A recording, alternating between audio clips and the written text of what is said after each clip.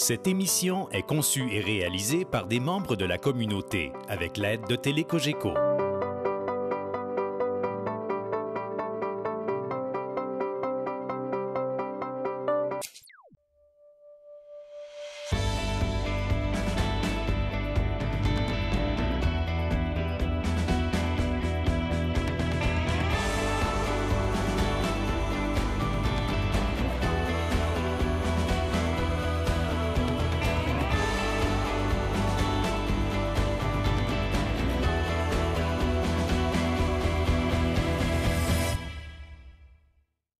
Bonjour, bienvenue à l'émission Regard sur les proches aidants.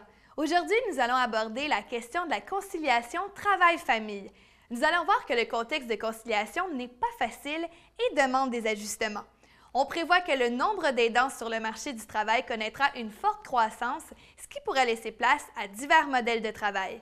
Avec nous pour en discuter, Mme Sylvie Riopel du regroupement des aidantes et aidants naturels de Montréal, ainsi que le témoignage de Joanne Glaude, une proche aidante. Mais tout d'abord, on s'entretient avec Mme Sonia Lessard du roman Appui Montérégie. Bonne émission!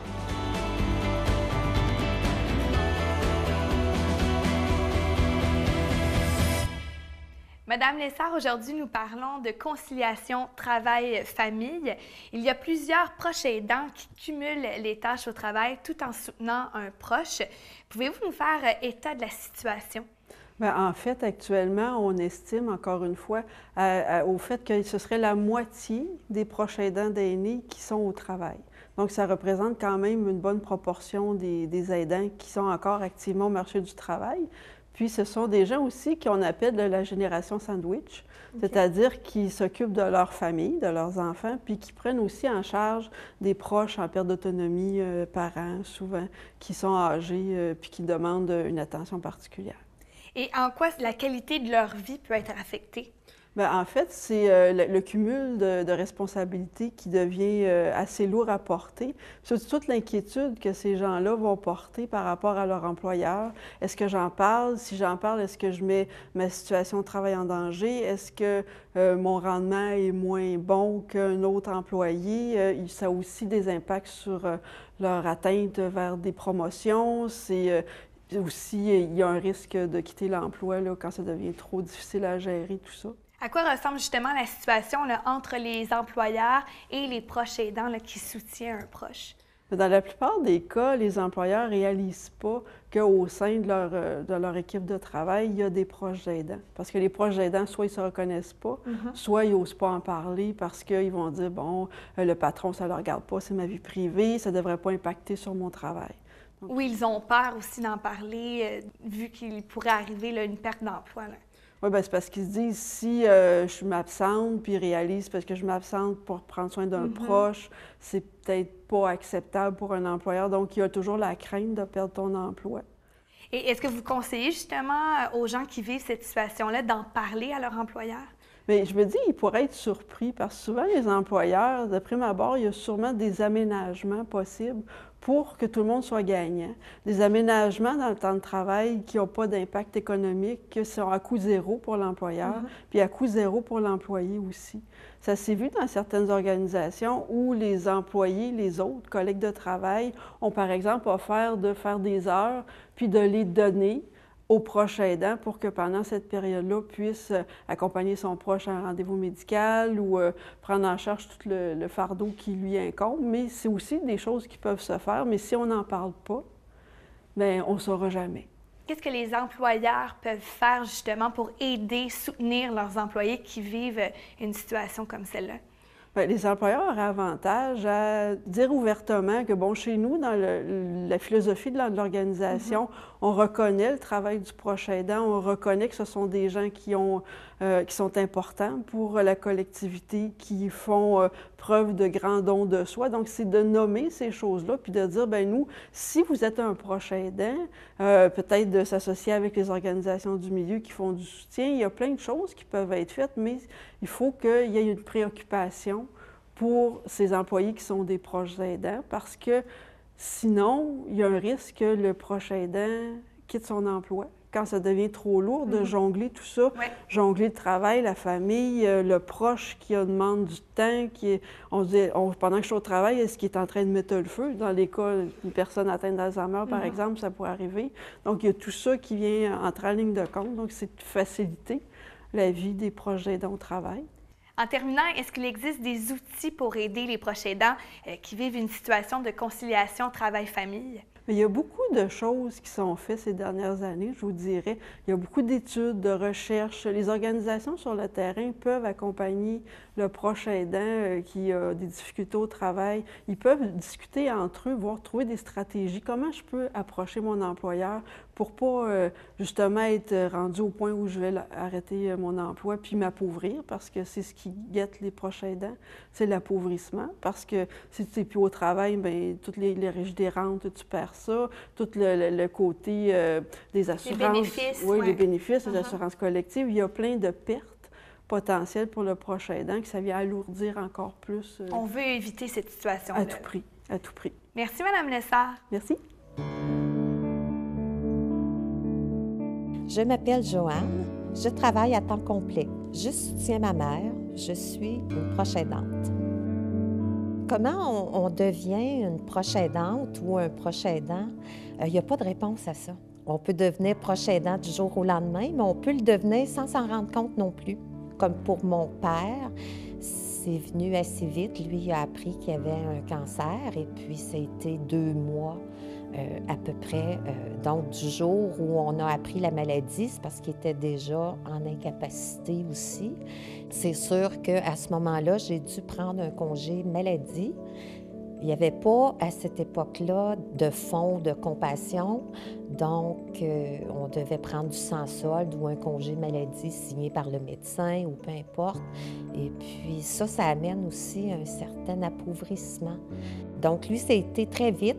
On dirait qu'on ne se rend pas compte qu'on est proche aidant, puis c'est vraiment la fin de vie. Alors que ma mère, elle, c'est plus à long terme. Tu sais, ça fait plusieurs années que son état général se détériore, qu'elle est malade, qu'elle devient en perte d'autonomie.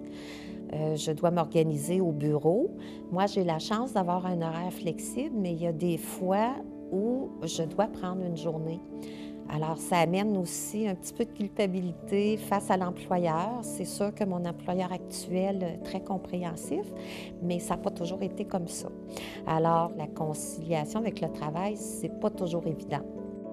Je suis allée au Centre d'action bénévole et j'ai pris la formation pour les proches aidants. Tu sais, on n'est pas tous à la retraite, hein? Donc, ça nous prend aussi des outils pour gérer toutes les sphères de la vie. Autant, on peut être en détresse, nous aussi, comme aidants, puis dire, mon Dieu, tu sais, qu'est-ce qui va arriver? C'est quoi la prochaine étape? Est-ce que je devrais couper mes heures de travail? À un moment donné, quand on ressent l'épuisement, c'est qu'on a déjà les 2 pieds rentrés dedans beaucoup. Donc, avec des formations de ce type-là, ça va vraiment chercher nos ressources à l'intérieur de nous. Comment prendre soin de nous. Moi, ce que je suggère aux personnes qui commencent dans un processus de relation d'aide ou de proche aidant, c'est de bien s'écouter puis de faire attention à eux. Je suggérerais aussi que notre employeur soit au courant. C'est que tu ne sais pas la journée où tu ne seras pas au bureau. Tu ne sais pas quand est-ce que la personne que tu aides va tomber plus malade et que tu auras besoin des journées. Donc, moi, je trouve qu'être honnête avec notre employeur, ça aide beaucoup. Si on compare aussi conciliation, famille, travail, lorsqu'on a des enfants puis qu'un enfant tombe malade, mais on n'est pas là le lendemain nécessairement ou pendant quelques jours, mais c'est la même chose qui peut se produire avec nos aînés.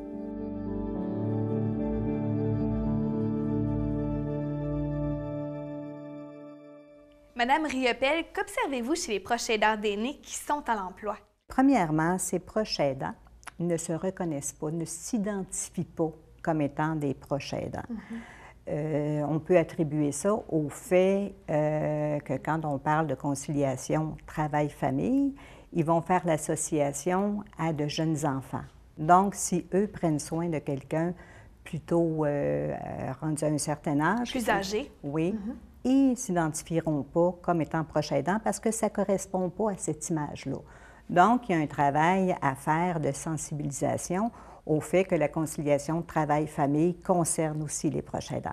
Et que peut faire un proche aidant là, qui est sur le marché du travail? Qu'est-ce que vous suggérez? Nous, qu'est-ce qu'on suggère? C'est, premièrement, qu'il se reconnaisse, ça va de soi.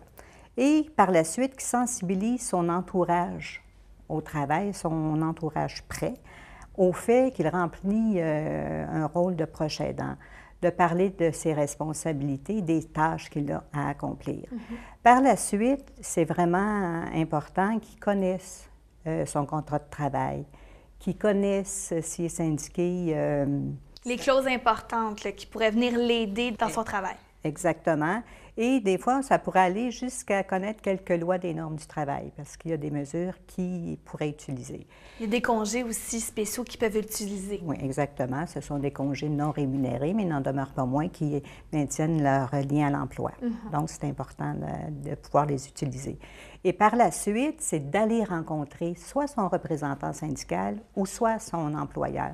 Et c'est important de parler du fait qu'il est proche aidant, qu'il y a des tâches à remplir, qu'il y a des responsabilités et que dans son milieu de travail, que ça doit être considéré.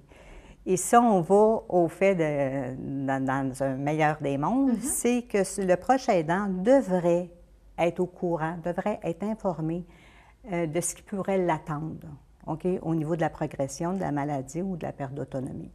Alors, à ce moment-là, idéalement, ce serait d'arriver avec des suggestions, comme des mesures d'horaires flexibles.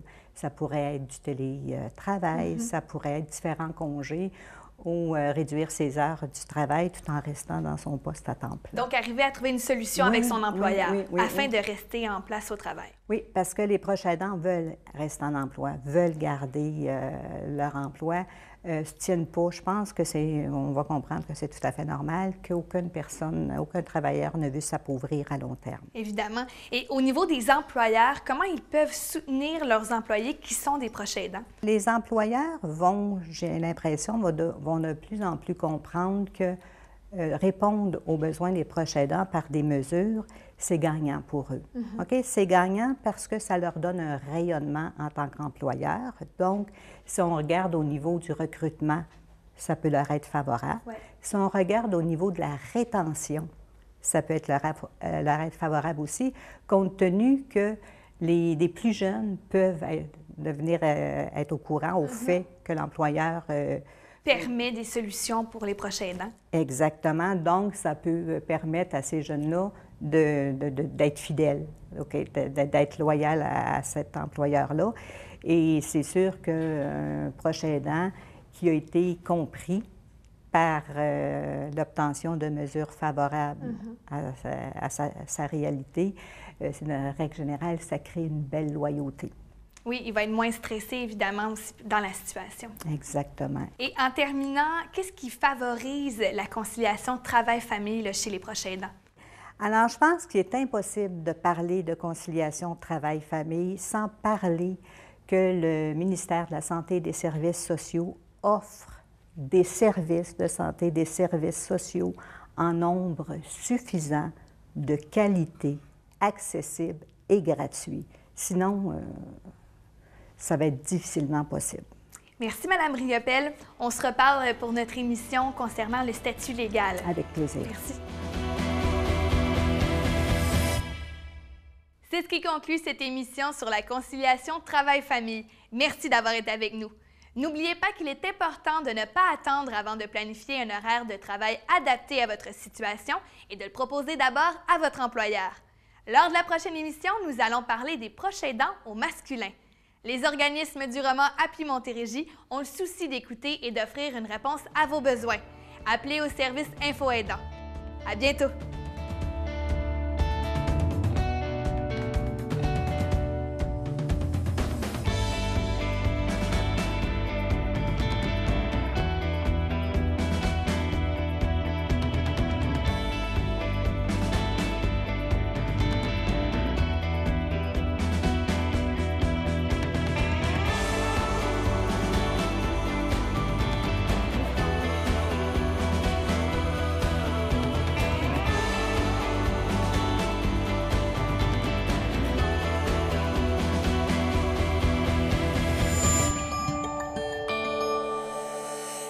Télécogeco, un service exclusif aux clients de Cogeco.